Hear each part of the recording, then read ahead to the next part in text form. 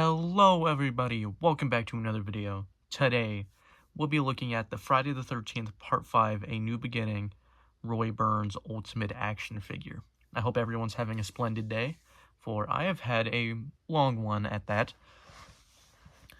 I decided to review this figure after watching the movie he comes from. Quick little family movie night. And quick thoughts on the movie. It is a decent Friday the 13th movie. It's not amazing, it's not horrible, it's the most middle of the road you can get. But I do think this figure is really, really good. Aesthetically speaking, he almost fell. It is pretty good. He looks like Roy, which is probably the best compliment you could give any figure, is that they look like the character they're supposed to look like. He looks wet.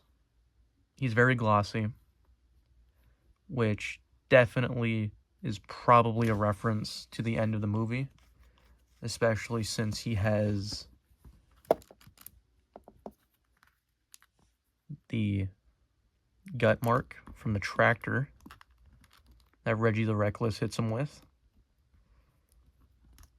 and his hand fell off. That is a common issue with my figure. His hand does not like to stay in, no matter what I do. So I just gotta pray to the action figure gods that he is feeling generous. Generous. See, there we are. I got lucky. The mask is definitely a highlight of the figure. And cool thing is that this is technically an accessory, so we'll be looking at it a little closer when I get to that. Let's get a closer look at him without his weapon in a more neutral pose. Of course, he has a greenish blue coveralls on with a gash in the stomach. That's about all the detail that's really notable. One thing, the skin tone from the head to the neck is noticeably different. In the movie, his head and neck have a similarly pale skin tone to him, and there's a reason for that. This isn't Jason.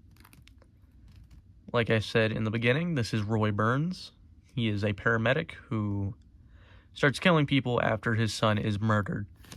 I do think the head sculpt is in fact really good. I do think they went a little heavy on the 5 o'clock shadow. Take the head off, get a closer look. See his tuft of hair. So he's wearing a mask on top of a mask. Behind the camera strength, there we are. I do think he has a good width to him. He isn't too bulky, he isn't too thin, which is very similar to how he is in the movie. He has a good shelf presence. I had him in a really, really simple pose, is where he was just holding the shears, and he always stood out. That's a good thing with your figure. If they stand out on a shelf, then you know you're in for a good ride. Let's put the mask back on. The other thing is the mask goes on pretty easily. That's a good thing with NECA Jason figures. If they go on too hard, like they're too tight, it can cause the straps to break off. And that's a no-go. You do not want that with a NECA Jason figure. Final 360. And that's the presentation. Now for articulation. His head is a rod connected to a ball joint, so you get a decent range of motion. So you get full 360. Be careful with the mask. Up and down. Side to side. There is technically something in the chest. It's just hindered by the plastic. You can't really arch that much, but he can arch slightly. I don't know if you can tell a difference. Arms go a complete 360. Go out that much. Surprisingly, his hand came off again. Double jointed elbows. There is a ball and a rod right there for his hand. Let me try to find it. There it is.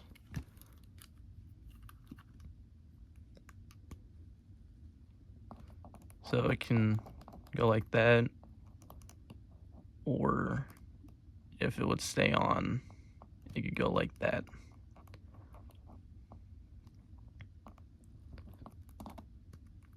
I don't know exactly what the problem is. It just refuses to stay on. Legs, they can move individually, don't worry. Kicks out that much. Kicks back that much. Beautiful spread. Single jointed knees, a little under 90. His hand came off again, and a little bit of a hinge. Now for accessories, this figure's pretty jam-packed with them, like most Ultimates are. Starting off, we got the mask, of course. It has the blue chevrons, which are unique to this mask. Here you have the back. Pretty neat.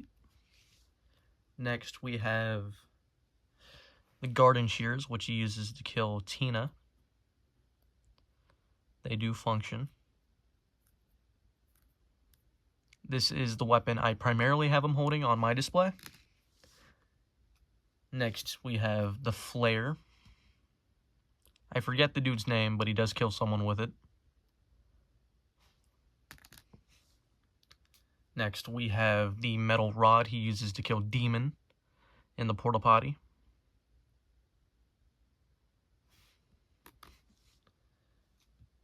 Next, we have two accessories which go together to make one. The branch and the belt to make a... I don't actually know what it's called, but he uses it to kill Eddie after he kills Tina. As you can see, they can loop around, and you could hypothetically put this over a figure and have him tie it.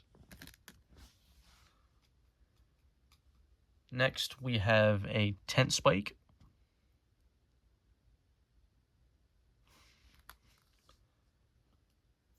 And then a meat cleaver. Uses to kill a decent portion of the victims in the movie. And finally, of course, you have a machete. Jason or Roy is not complete without a machete.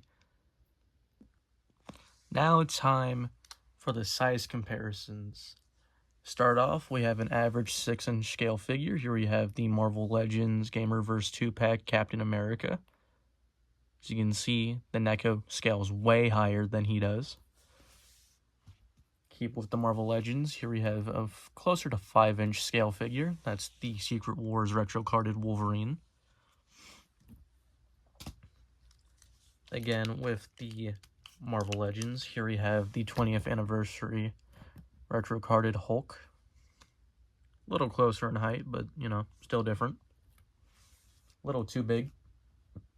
And him alongside his fellow NECA Part 7 Jason. Of course, they are the closest in height because they are the same brand. If you want him to go into your 6-inch collection, that will not work. He is far too big. And, you know, that's not really Roy. He isn't that large. So, stick with NECA if you want him to look good. Final thoughts, pick him up. He is a decent figure, comes with a ton of accessories. His articulation could be better, but that's NECA as a whole. It's an acquired taste. Pick him up if you believe you want more Jasons in your collection, or Jason adjacent. See what I did there? Jason adjacent characters. Or if you just want a Friday the 13th collection. Yeah. See you guys in the next one. Peace.